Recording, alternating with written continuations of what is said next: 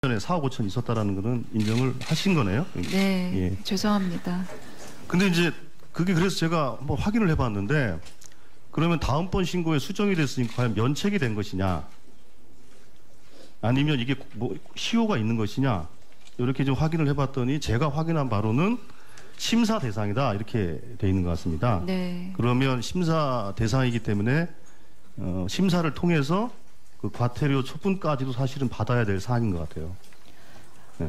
아, 제가 예. 그 점은 미처 챙기지 그런 못했습니다. 문제이기 때문에 그거는 공직자윤리위원회에 네. 한번 판단을 받아봐야 될 사안이라고 생각합니다. 예.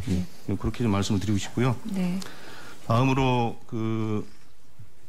오늘 보도를 보니까 일본이 위안부 지원재단에 10억 엔을 송금을 한다 이렇게 보도가 돼 있더라고요. 네. 그래서 제가 그 후보자께 여쭙고 싶은 것은 후보자께서는 여성가족부 장관으로서 사실 그 누구보다도 위안부 할머니들을 위한 활동을 아주 적극적으로 하신 걸로 제가 알고 있습니다. 2014년도에는 프랑스 앙골렘 만화 페스티벌 가셔가지고 그 만화 전시회도 같이 하시고 그러면서 이제 당시에 위안부 기록에 대한 세계 기록유산 등재도 여러 번 또 말씀도 하셨고 또 문화재청과 또 협의도 또 하신 걸로 알고 있습니다. 그런데 문제는 지난번 한일 협약 이후로 문화재청은 이거는 민간이 해야 될 일이니까 우리는 지원할 수가 없다라고 이제 발을 빼고 있고 물론 뭐 논란이 있지만 소녀상 철거 문제가 전제 조건이 아닌가에 대한 의혹은 계속 제기되고 있고 또 일본 당국자들은 공식적으로 또 그런 발언들을 해오고 있기 때문에 이 문제에 대해서 당시 여성가족부 장관으로서 위안부 할머니에 대한 적극적인 활동을 하셨던 분으로서 이 부분에 대한 그 생각이 좀 어떠실지 좀 듣고 싶었어요. 저는 그 당시에 위안부 할머님들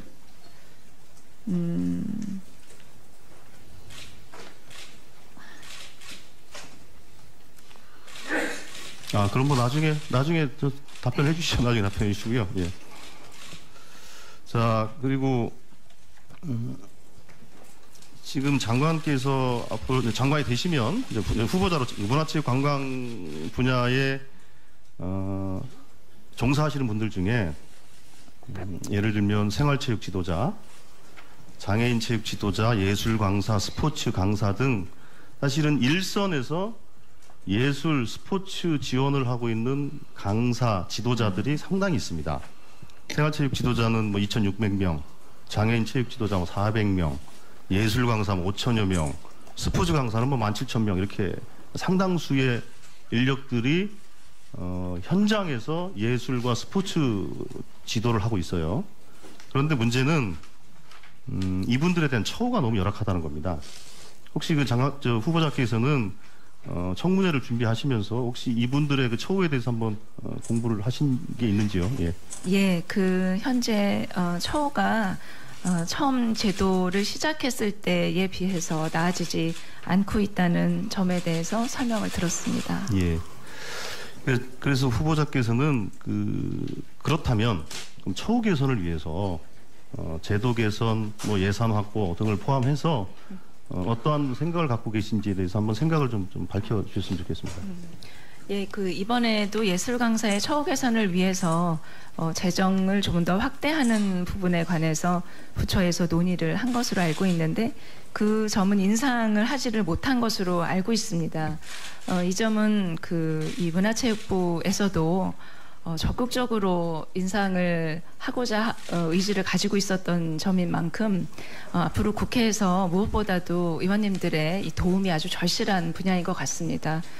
지속적으로 이번 내년의 예산을 확정하는 과정에서 저희 부처에서도 적극적으로 의원님들과 노력을 하겠습니다. 예, 지금 그 종사자들은 근본적인 처우 개선에 대해서 요구를 하고 계신 만큼 문체부에서는 근본적인 대책을 좀 만들어 주셨으면 합니다. 그리고 좀 전에 안철수 의원께서도 여쭤보셨지만은 저도 문화예술진흥기금에 대해서 좀 여쭙겠습니다. 얼마 전에 저희 유은혜 의원님하고 같이 이 관련된 토론회도 진행한 바가 있었고 그때 와 주셨던 그 전문가분들께 다양한 그 대안들을 제시를 해주셨어요. 그러면서 그분들이 하셨던 말씀 뭐였냐면, 이거 우리끼리 백날 얘기해봐 소용없습니다. 네, 무슨 말씀인지 아시겠죠? 예, 결국은 재정 당국을 움직여야 되는데, 그래도 아마 지금 제가 보기에는 그 문화예술인들이 그 장관으로 취임하신 걸 아마 기대가 많을 것 같아요. 실세 장관이 오셨으니, 예, 아마도 기재부와 협의가 잘 되지 않겠냐. 그래서 제 생각에는 기재부와 잘 협의하겠습니다라는 정도의 좀 두루뭉실한 답변이 아니라 보다 좀 분명하고 단호한 좀 말씀을 해주시면 어떨까 싶은데요. 네. 그 재원이 지속적으로 들어올 수 있는 그런 항목을 찾아야 되는 숙제가 저희에게 있는 것 같습니다. 그 의원님 말씀하신 대로 지금 존경하는 안철수 의원님뿐만이 아니라 존경하는 조승래 의원님께서도 중복해서 이 문제를 지적해 주시는 만큼 각별하게 그 중요성을 인식하고 이 가능한 방법이 어떻게 있을 수 있는지 성심껏 노력을 하겠습니다. 예. 그리고 다음으로 그 셧다운제에 네. 대한 그 생각이 어떠신가요? 생각의 변화가 좀 있으신 건가요? 아니면 일관되신 건가요? 제가 국회의원 18대 의원 때에는 이렇게 셧다운제를 우려하시는 바와 같이 여성가족부 장관을 하면서 청소년의 보호 문제라는 이슈에 대해서 셧다운제 규제와 함께 깊이 이해할 수 있는 기회가 있었습니다. 역사관에 대해서 지난 2013년 청문회 때 5.16이 혁명입니까? 구테타입니까? 라는 질문에 어떻게 답변했는지 기억나십니까? 제가 그런 평가를 할 만큼 공부가 되어 있지 않다. 아니, 그때 공부 안 됐으면 지금 4년 지났으면 공부하실 수 있는 시간이 있었을 것 아닙니까? 머리도 좋으신데. 지금도 공부가 안 됐습니까? 이거는 뒤에서 넘어오는 답변지에 의존할 게 아니죠. 지금도 공부가 안 됐습니까? 저는 5.16의 공과에 대해서는 아직도 역사적인 평가가 계속된다고 그러니까 더 공부를 생각을 하셔야 됩니까? 이 부분에 대해서? 대법원과 헌법재판소에서 군사정변이라고 알겠습니다. 표현되어 있는 네. 것은 알고 있습니다. 알겠습니다. 한일 간 위안부 합의에 대해서는 어떻게 생각합니까? 여러 가지 종합적인 면을 고려한 고심에 찬 결정이 아니었나 하고 생각하고 있습니다. 그 올바른 결정이었다는 말씀을 그렇게 표현하신 걸로 봐도 됩니까? 자, 후보자가 서면 답변에서 한일 양국이 후속 조치를 충실하게 이행해야 된다고 답변을 했는데요. 그러면 소녀상도 철거해야 되겠네요? 소녀상의 철거 문제는 정부가 결정할 일이 아닌 것으로 알고 있습니다. 소녀상 철거에는 동의하시나요? 저 개인적으로는 동의하진 않습니다. 또 정부가 결정할 문제도 아니라고 생각합니다. 자, 그럼 후보자는 1948년 정부 수리비를 건국절로 하자는 주장에 대해서는 동의합니까?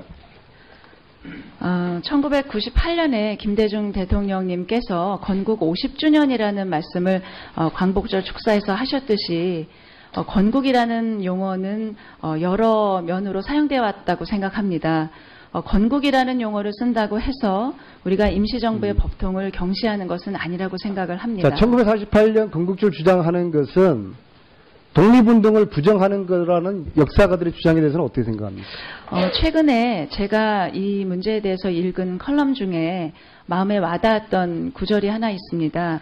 대한민국은 임시정부를 통해서 잉태되고 1948년 8월 15일에 탄생했다라는 구절이 굉장히 그 역사 지식이 깊지 않는 저로서도 마음에 와닿는 표현이었는데, 그런 만큼 건국절의 문제는 국회에서 국민들의 의견과 함께 논의해 주실 문제라고 생각을 하고, 건국에 대해서는 방금 드린 답변으로 제 그 의견을 말씀드리겠습니다. 영토가 없었기 때문에 건국적이 아니라는 주장에 대해서는 글쎄, 건국의 개념을, 나라의 개념을 어떻게 봐야 하느냐에 관해서 여러 가지 학문적인 의견은 있는 것 같았습니다. 근데 제가 학자가 아닌 바에야 방금 말씀드린 대로 잉태되고 탄생했다라고 하는 그런 상식적인 역사적인 평가가 제가 지금 가장 공감을 하고 있는 그런 평가입니다. 이렇게 답변하시면은 대변이 아니고 과대 여자, 박근혜 대통령과 가까운 과대 여자라는 그런 특징을 갖고 계신데, 과대 여자를 스스로 부정하시거나 피해가시는 거예요. 정정당당하게 대통령의 입장과 논리를 이 자리에서 이야기를 해 주셔야 되는 거 아니겠습니까? 저는 대통령이 지금 후보자를 처음 제도를 시작했을 때에 비해서 나아지지 않고 있다는 점에 대해서 설명을 들었습니다. 예. 그래서 후보자께서는 그렇다면 그럼 처우 개선을 위해서 제도 개선, 뭐 예산 확보 등을 포함해서 어떠한 생각을 갖고 계신지에 대해서 한번 생각을 좀 밝혀주셨으면 좋겠습니다. 예, 이번에도 예술 강사의 처우 개선을 위해서 재정을 조금 더 확대하는 부분에 관해서 부처에서 논의를 한 것으로 알고 있는데, 그 점은 인상을 하지를 못한 것으로 알고 있습니다. 이 점은 이 문화체육부에서도 적극적으로 인상을 하고자 의지를 가지고 있었던 점인 만큼 앞으로 국회에서 무엇보다도 의원님들의 이 도움이 아주 절실한. 전에 4억 5천 있었다라는 것은 인정을 하신 거네요? 네, 예. 죄송합니다. 근데 이제 그게 그래서 제가 한번 확인을 해봤는데, 그러면 다음번 신고에 수정이 됐으니까 과연 면책이 된 것이냐, 아니면 이게 뭐 시효가 있는 것이냐, 이렇게 좀 확인을 해봤더니 제가 확인한 바로는 심사 대상이다 이렇게 돼 있는 것 같습니다. 네. 그러면 심사 대상이기 때문에 심사를 통해서 그 과태료 처분까지도 사실은 받아야 될 사안인 것 같아요. 네. 제가 예. 그 점은 미처 챙기지 그런 못했습니다. 문제이기 때문에 그거는 공직자윤리위원회에 네. 한번 판단을 받아봐야 될 사안이라고 생각합니다. 예. 그렇게 좀 말씀을 드리고 싶고요. 네. 다음으로 오늘 보도를 보니까 일본이 위안부 지원재단에 10억지만 소녀상 철거 문제가 전제 조건이 아닌가에 대한 의혹은 계속 제기되고 있고, 또 일본 당국자들은 공식적으로 또 그런 발언들을 해오고 있기 때문에 이 문제에 대해서 당시 여성가족부 장관으로서 위안부 할머니에 대한 적극적인 활동을 하셨던 분으로서 이 부분에 대한 생각이 좀 어떠신지 좀 듣고 싶었어요. 저는 당시에 위안부 할머님들